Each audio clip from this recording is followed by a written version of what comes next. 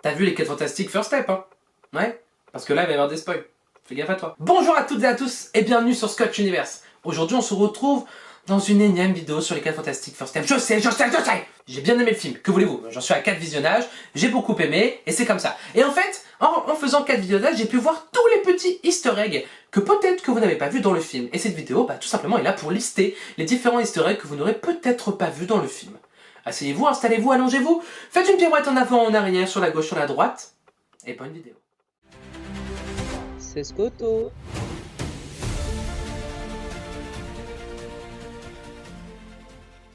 Vous le savez, le film se déroule sur la Terre 828. Eh bien, vous savez quoi? Le chiffre 828, c'est pas au hasard. En fait, c'est la date de naissance de Jack Kirby, l'un des créateurs des X-Men et notamment des 4 Fantastiques avec Stan Lee. Et oui, parce qu'il est né le 28 août. On le sait à la fin du film, lorsqu'il y a un message de remerciement pour Jack Kirby, où on voit sa date de naissance être tout simplement transformée en Terre 828. Et c'est là où on comprend le lien. Du côté des références aux comics, tout simplement au début du film, on y voit les 4 Fantastiques combattre Giganto, ce qui nous ramène directement à la première planche des 4 Fantastiques sortis en 1961. D'autres vilains emblématiques sont cités, notamment par Reed Richards, comme Matt Sinker, Puppet Master, Wizard ou encore Diablo. A savoir que le personnage de Red Ghost, on devait l'avoir en live action.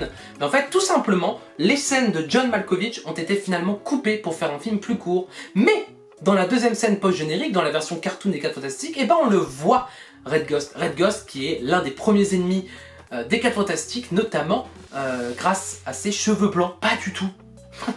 Il y a une référence visuelle à l'équipe du film non sorti de 94 avec Alex Hyde White, Rebecca Stabb, Jay Underwood et Michael Bailey Smith qui apparaissent en petites apparitions en journaliste, en spectateur, en ouvrier et notamment dans les bulles de remerciement du documentaire du début du film. Les différentes connexions avec le MCU et les autres petits clins d'œil. On a l'utilisation d'un panneau publicitaire pour Westview Appliance Television qui renvoie directement à Westview, la ville qui est tout simplement dans la série WandaVision, qui est réalisée par le même réalisateur des 4 Fantastiques qui est donc Matt Shakman.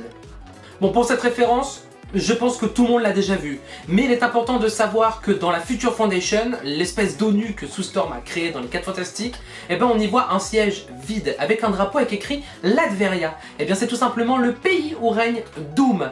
Donc ça voudrait peut-être dire que le Doom qu'on va avoir dans Avengers Doomsday est peut-être le Doom de la Terre 828. Ça ne nous explique pas pourquoi il n'est pas là, mais en tout cas son siège est là, ce qui est plutôt cool. Oui, la notion de monde parallèle et d'autres dimensions est mentionnée par Reed Richards au début du film, dans le documentaire. A savoir que Marvel se fiche eux-mêmes de leur propre tronche, parce qu'ils parlent de ça aux enfants, et les enfants, oh, ils s'ennuient. Et du coup, on leur dit, qui veut voir une belle explosion? Ouais! En fait, c'est tout simplement un avis global de tous les téléspectateurs, ou les nouveaux téléspectateurs du MCU, qui en ont marre que Marvel n'ait pas réussi à faire un multivers correct, et donc ça renvoie un peu au lassement qu'on a par rapport à ça. Vous savez, à la fin du film, quand Ted Gilger va interviewer les 4 Fantastiques, notamment les 5 Fantastiques, il va offrir à Sue et à Reed un petit costume avec un 5 dessus. Ce n'est pas juste un costume comme ça, c'est tout simplement une référence au costume de Franklin Richards dans un futur alternatif où lorsqu'il va faire partie de la Future Foundation, il va tout simplement porter ce costume-là avec un 5 dessus pour se dissocier de ses parents. Dernier petit clin d'œil, il y a un magazine fictif qui s'appelle No Politics que lit Sue Storm dans une scène, et ça semble faire référence au roman Done with Love de Peyton Reed, réalisateur envisagé pour un Fantastic Four des années 60. Bon à savoir quand même, hein. Voilà, tu pourrais raconter ça en dîner de famille, ou au lit, ou un mariage, ou un enterrement, où tu veux en fait. Écoutez les amis, n'hésitez pas à vous abonner si la vidéo vous a plu, n'hésitez pas à me dire les clins d'œil que je n'aurais peut-être pas vus et que vous avez vus. Dites-moi si les clins d'œil que je vous ai donnés, vous les aviez vus ou non.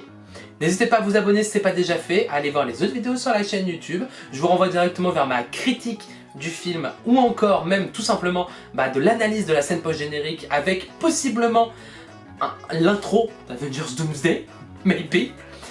Et puis on se dit à bientôt et des bisous.